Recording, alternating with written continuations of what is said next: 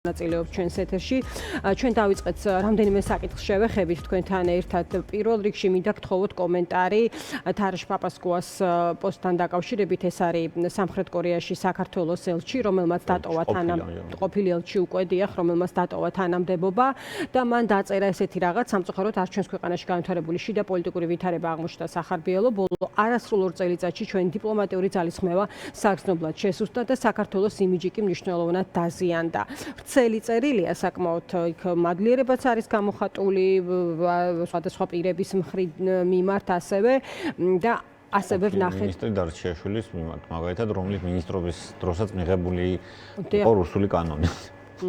კარგი. აი გითხარით აბა თქვენი შეფასება ამ პოსტის გათვალისწინებით და ეს აქცენტი რაც ჰქონდათ აქვს ბატონ თარაშის პოსტში რომ ბოლო ორ წელში დიპლომატიური ძალისხმევა საგრძნობლად შესუსტებულია და იმიჯი კი მნიშვნელოვნად დაზიანებული. პრინციპში ეს იყო ის აქცენტი, რასაც ხშირად საუბრობს ყველა და უბრალოდ ასევე ისმებოდა კითხვები იმასთან დაკავშირებით, რატომ არ იყო ეს საგრძნობი იმ დიპლომატებისთვის რომლებიც თქვათ არიან სისტემის შიგნით და აგრძელებენ საქმიანობას. რისი თქმა შეგიძლიათ? რისი გამოხატულებაა ეს ყველაფერი? პირველი თარაშის შორიდან ვიცნობ მე ან ვიცი რაც წარმოადგენს პირად ვიცნობთ ერთმანეთს. თქვენ ერთ პერიოდში მუშაობდით? არა, ისედაც საქართველოს პატარა ზოგადად და საჯარო სექტორში დასაქმებული ხალხიც ერთმანეთს ისედაც ყოველთვის რაღაცნაირად ვიცნობთ. კაი, შევეშვათ მაგას.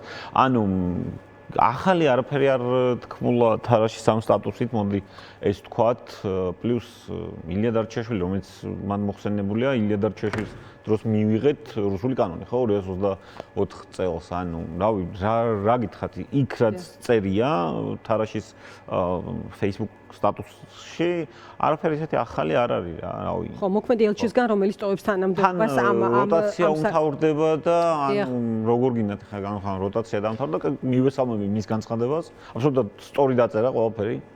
ხო, ან ტყუინი არაფერი არ უთქვამს. მაგრამ ეგ სიტუაცია, რავი, 2024 წლის მაისიდან გვიდგას ამ ქვეყანაში და ხა. ანუ ცოტა დროულობის საკითხში არის მოგოჭრება, როგორ არის იცით რომ ვერაფერს ვერ ვიტყვი რომ დროული იქნებოდა? ხო, მაგას გეუბნებით, ანუ ეხა კარგი განცხადება, მივესალმები ამ განცხადებას, მაგრამ ეს განცხადება არავის ეწყობს, მაგრამ არის როტაციის ვადის ბოლოსში დაწერილი დიპლომატისგან. კარგი. ზურა, მოდი გადავიდეთ ბრიტანეთის მთავრობის მოწოდებაზე საქართველოს ხელისუფლების მიმართ, რომ გამოაქვეყნოს ქიმიური იარაღის შესაძლო გამოყენებაზე გამოძიების შედეგები. დღეს ჩვენ ვესაუბრობოდით პოლიტიკოსებს და ისინი ამბობდნენ, რომ მნიშვნელოვანია, რომ ეს პროცესები, აი სრული სურათი მივიდეს, გათვალისწინებით მივიდეს სანქციებამდე კონკრეტულად. თქვენ დაკვირვება რა არის? შესაძლებელია ვთქვათ ამ საკითხზე გვერდის აი რაღაცნაირად ისე მოქმედება ან რაღაცა დროისვლის გათვალისწინებით რომ სიმართლე არ გაირკვეს იმაზე რეალურად რისი გამოყენება მოხდა, იმიტომ რომ ჩვენ ძიებამ რეალურად ორ დღეზე უპასუხა ხო საზოგადოების ინტერესს და დახურული დატოვა ეს საკითხი 28 ნოემბრიდან მოყოლებული კონკრეტულად რა ნივთიერება იყო გამოყენებული იმასთან დაკავშირებით. გასაგებია რომ ოცნება თქვათ ამ ხრივ მის ხელთ არსებულ ყველა ბერკეტს გამოიყენებს, მაგრამ რა უნდა იყოს საზოგადოების ძალისხმევა და თქვენ როგორ ხედავთ ამ ხრივ უკვე საერთაშორისო ძალისხმევას ამ პროცესში? ჯერთა პასუხები მანდ არ ყოფილა გაცემული რა, ამათ პასუხი არაფერზე არ გაუწიათ, რავი, რომელიც წიდან მოყოლებული, არ ვიცი, მოდი პირობითად შოვიდან მოყოლებული, პასუხი არასოდეს არ გაუწიათ საზოგადოებას, ყოველთვის არიან დამცინავები, აბუჩა დამგდებები და ფეხებზე კიდიათ რა, შენ რას იფიქრებ მაგათ პასუხზე რა. და მე კი არა, მართლა ჭიროს ფაისთვის გაუწიათ ისეთ პასუხი, რომ ტელევიზორს რო უყურებდი მე მომრიდებია. შესაბამისად, ამათი პასუხი ნახდად არ დამოკმყოფილებელი იყო, უამრავი კითხვა, უფრო მეტი კითხვა გააჩინა, შეიძლება ითქვას, მაგრამ აი ქიმიური იარაღის ან აკრძალული ნივთიერების გამოყენებაში რომ გდებენ ბრალს, ეგ ისეთი კვალია, რომელიც საერთაშორისო ურთიერთობებში ყოველ შემთხვევაში 1988 წლიდან მოყოლებული პირობითად აი ჰუსეინი რო ავიღოთ არ იშლება რა. ანუ აქ უკვე ამათ ინტერესი უფროა დაამტკიცონ საერთაშორისო საზოგადოების თვალში, რომ არაფერი არ გამოუყენებიათ ისეთი, რაც აკრძალული იყო. ხედავთ ამგვარი ესეთი ადამიანების სანქცირება, რომელიც ქიმიური არაღს იყენებს, გაცილებით ადვილია, ასეთი ადამიანების წინააღმდეგ საზოგადოებრივი აზრის განწყობას გაცილებით ადვილია და აი თვითონ რო ბოდავენ ხოლმე ამ deep state-ებზე და ასე შემდეგ, მშვენიერი მიზეზი მისცეს ნებისმიერ deep state-ს, რომ არსებობდეს უბრალოდ deep state-ი. ასეთი არსებობის შემთხვევაში. ასეთი არსებობის შემთხვევაში ბუნებრივია ხა თავიანთ იმაში ფილოსოფოსების ნაბუდვარში როა და სიზმრებში ეგ არაფერს ნიშნავს. ხო და ხა სერიოზულ იმას რომ დაუბრუნდეთ, ვთქვათ, სერიოზულობას რომ დაუბრუნდეთ და რეალურ ცხოვრებას პრობლემაა. ანუ შენ უნდა იყო დაინტერესებული უკვე იმაში, რომ ამაში ბრალი არ დაგდო. თან პლუს იმიჯით საკმაოდ შელახული აქვს, ეხლა ამათ განცხადებებია ხოლმე, რომ აი მე საქართველოს იმის უახავენ, რაღაც გვარცხვენენ კინო რო გავიხსენოთ, ძველი საბჭოთა კინო რეკორდი, რაიონული მასშტაბით გჭრიან თავს ამხანაგო ღიმტუ რა, დაახლოებით ეგრე იძახიან ხოლმე და მაგაც მეტი თავმომჭრელი არავინ არა საქართველოს ბოლო პერიოდში რაღაც აკეთებენ, ანუ რეპუტაცია ძალიან შელახული აქვს და ამის ფონზე ქიმიური არაღის გამოყენების ბრალდებები, მათივე ინტერესია, რომ დაამტკიცონ, რომ ესე არ იყო. მათივე ინტერესია პრინციპში BBC-ს უჩილონ, ან მათივე ინტერესია, რომ ეს BBC ბოდიში მოიხადოს ამ ფორმით, ან აღიაროს, რომ არ ყოფილა აკრძალული ნივთების გამოყენება. კარგი, ზურა, დღეს ასევე იყო საუბარი რუსული დეზინფორმაციის საფრთხებთან დაკავშირებით და კონკრეტულად ჩვენ ნახეთ რა ტიპის რიტორიკას მიმართა ქართულმა ოცნებამ, სხვა შორის ხო ბრიტანეთთან დაკავშირებით ითქვა, რომ ბოდიში უნდა მოიხადონ თავადო და ეს თავისთავად უსვამს ხაზს იმას თუ რა იქნება შემხედრი პოზიცია ქართული ოცნებისგან მოწოდების გათვალისწინებით, რომელიც ჩვენ ბრიტანეთის მთავრობის საგარეო ოფისისგან მოვისმინეთ. აი რა ტიპის სურათიც არის იგივე ევროკავშირთან მიმართებით, იგივე გუშინდელი განცხადებების გათვალისწინებით, ამაზე რისი თქმა შეგიძლიათ? აი დღეს პაპუაშვილი ამბობდა იმას, რასაც ამბობდა კალასთან დაკავშირებით კონკრეტულად და ასევე ჩვენ მოვისმინეთ რუსეთ-უკრაინის ომის ანალიტიკა და დამარცხებულად გამოცხადებული უკრაინა და ევროკავშირი. რისი თქმა შეგიძლია ეს ყველაფერი რაზე მიუძღვნა? პირველი რომელი ანალიტიკოსი და საერთაშორისო ურთიერთობების ექსპერტია შალვა პაპუაშვილი ჯერ რომ ანალიტიკაში გადაერთო რაღაცა. თუ გომელაური ქიმიკოსი არ იყო და ქიმიაზე არ უნდა ilaparatkos, პაპუაშვილმა ilaparatkos, რაც იცის არა სამთავრობოებზე, რომელშიც გერმანულ არასამთავრობოში გაატარა 20 წელი და იურიდიულზე ilaparatkos რა. რაც შეეხება რუსეთ-უკრაინის ომს, ანუ ეს განცხადება არის აი აბსოლუტურად ტყუილია. ერთი მაინც უნდა ითქვას, რომ ამ ომიდან გამარჯვებული დიდი სახელმწიფოებიდან ერთადერთი გამოვა ჩინეთი. საბოლოო ჯამში. ჯერჯერობით რაც შეგვიძლია ვთქვა, ბუნებრივია მე ვერ ვიტყვი, რომ რუსეთი ამ ომიდან გამარჯვებული გამოვა, უკვე ჩანს, იმიტომ რომ რუსეთის მიზნები გაცილებით უფრო მაღალი იყო და დიადი, მოდი ასე ვთქვა, და რა კუპიანსკის და ვოლჩანსკის აღება და პატარ-პატარა ქალაქების. მაგრამ ახლა მეორე მხრივ როგორ ვთქვა, რომ უკრაინა არა რაღაცნაირად მაინც დამარცხებული, იმიტომ რომ ძალიან დიდი ადამიანური ზიანი მიადგა. უბრალოდ უკრაინას ამ ომის აცილება არ შეეძლო.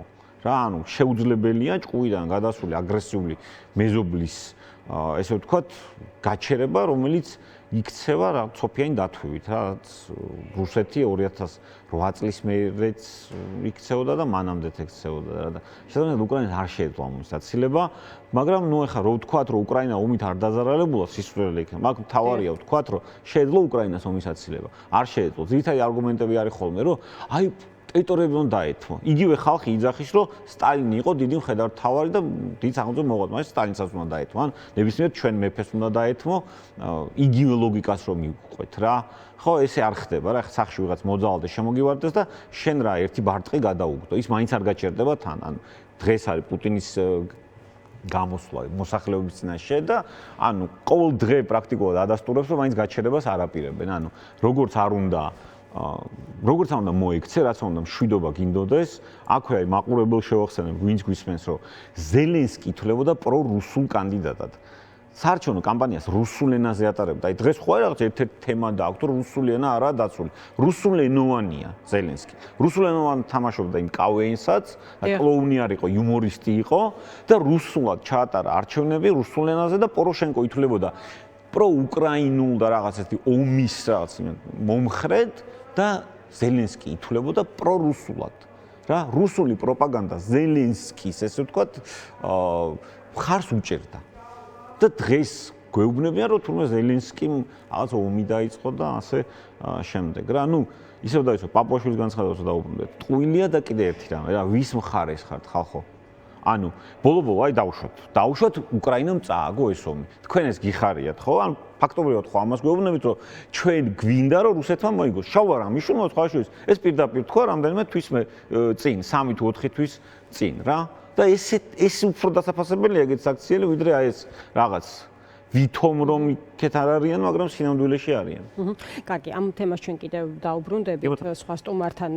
ზურა, თქვენ მინდა ასევე ერთი კითხვა დაგისვათ, მათ შორის იმ გზავნილების გათვალისწინებით, რომელიც ჰქონდა პუტინს მის შემაჯამებელ პრესკონფერენციაზე, ამ გზავნილების მიმართ იყო მედიის ინტერესი, საერთაშორისო მედიის, რადგან ის მეტწილად შეეხებოდა ასევე სწორედ უკრაინასთან მოლაპარაკების თემატიკას და ცხადია ეს მნიშვნელოვანია.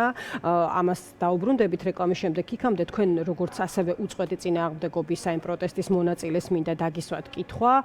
ბევრ რაღაცას აქვს მნიშვნელობა წარმატების მისაღწევად ამ პროცესში და პოლიტიკოსების გარკვეული ნაწილი ყოველ შემთხვევაში რაღაც გარკვეული ჯგუფი მუდმივად საუბრობდა წინა პერიოდში იმასთან დაკავშირებით, რომ აი ოპოზიციური ერთობა იქნებოდა მნიშვნელოვანი, ხო?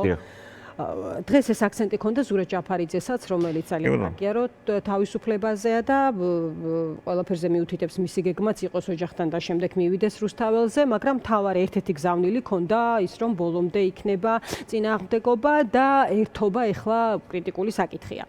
აი თქვენ ამ მხრიდან როგორც არაპოლიტიკოსი, როგორც აი წინააღმდეგობის მონაწილე, ამ მხრივ როგორ უყურებთ ამ კონკრეტულ საკითხს და როგორ ფიქრობთ, რა არის მნიშვნელოვანი ეხლა ამ პროცესში? ნუ სამწუხაროდ ზურას დაიჭერდა რაღაცა გვისაუბრია მე და ზურასაც და არ მგონია ნებისმიერ ნორმალურ ადამიანს ადამიანი ვერ ხვდებოდეს ოპოზიციურად განწყობილი, რომელსაც ამ ქვეყნის რაღაც კეთილდღეობა უნდა, რომ ერთობა მნიშვნელოვანია, მაგრამ ეს ძალიან კატეგორიულად უნდა ითქვას, რომ ოპოზიციური ფლანგი რაც დაკავებული ვართ, აი მთელი ამ პერიოდის განმავლობაში ერთმანეთის ჭამით და ეს ერთობა არ გამოვა. რა, კი მე ვეთანხმები ზურას აბსოლუტურად, რომ მე მინდა ეს ერთობა დავინახო, რა. და ამისთვის რა წინააღმდეგობების და დაბრკოლების გადალახვაც მოგვიწევს, უნდა გადავლახოთ, იმიტომ რომ არ გამოდის ძახილი, რომ აი რაღაც ბუა დაეპატრონა ქვეყანას და ეს ბუა არის ქვეყნის ნომერ პირველი მტერი და იმავდროულად ძახილი, რომ იმის რომ ეს ბუა დაამარცხო, ჯერ ოპოზიციის შიგნით ყველამ უნდა დაამარცხო, მაგალითად მე. აი პარტია ჭიჭიკომ, პირობითად რო ვთქვა, რა. ხო და ეს არ გამოდის. თუ კი ეხლა უცხოპლანეტელები დაესხან საქართველოს, მე ირაკლი კობახიძე და შალვა პაპუაშვილი ერთ სანგარში ვიქნებით და თუ იმ სანგარიდან მე ამოვხდი და დავიწყე ძახილი, რომ ამათ გვერდით მე არ დავდგები და ამათ გვერდით არ ვიომებ, ნუ მაშინ რა გამოდის? უცხოპლანეტელები არ გამოდის, ხო ყველაზე დიდი პრობლემა. ანუ ეს არის ოპოზიციის პრობლემა, ეს უნდა ვაღიაროთ. და ზურად აბსოლუტურად ვეთანხმები და აბსოლუტურად მივყვები ამ თემაში. ხო, თქო და ერთი არის აი ხედავდე რაღაც ფორმულას, ეს ამან წლების განმავლობაში უმუშავია ჩვენი უახლეს ისტორიაში, ხო, ერთობას და ამიტომაც ნუ გასაგებია რომ პოლიტიკოს კონდეს სურვილი რომ ამგვარ ერთობას მიაღწიონ, მაგრამ თქვენ ასევე რეალობაზეც გააკეთეთ, ხო, ზურა აქცენტი ეს რამდენად რეალისტურია.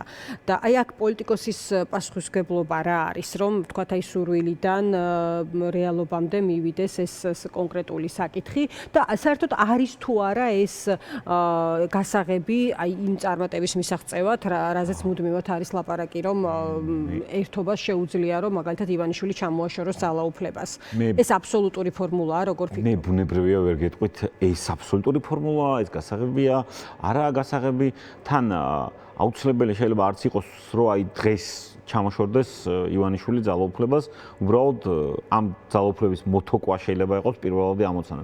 მინიმალური ამოცანა, მოდი ესე ვთქვათ, მაგრამ ერთი რაც შემიძლია გითხრათ, აი პოლიტიკოსებს რაც შეუძლიათ გააკეთონ, პოლიტიკური პარტიების ლიდერებს და ასე შემდეგ, ჩამოვიდნენ თეთრი ცხენებიდან, ცოტა ამბიციები დათმონ და პირობითად რავი, უფრო მოკრძალებულ სასაპალნე პირუტყზე გადასხდნენ რა, ანუ არა აუცილებელი რომ შენმა პარტიამ მოიგოს არჩევნები და შენ გახდე, ასე ვთქვათ, ჩვენი დიდი ბელადი, მეთაური წინამძღოლი და ამავდროულად რა, რამდენიმე ბელადიც შეაძლებელია. ანუ გაერთიანება ამბიციების, ძველი წყენების და ამავდროულად გადადების გარეშე არ გამოვა.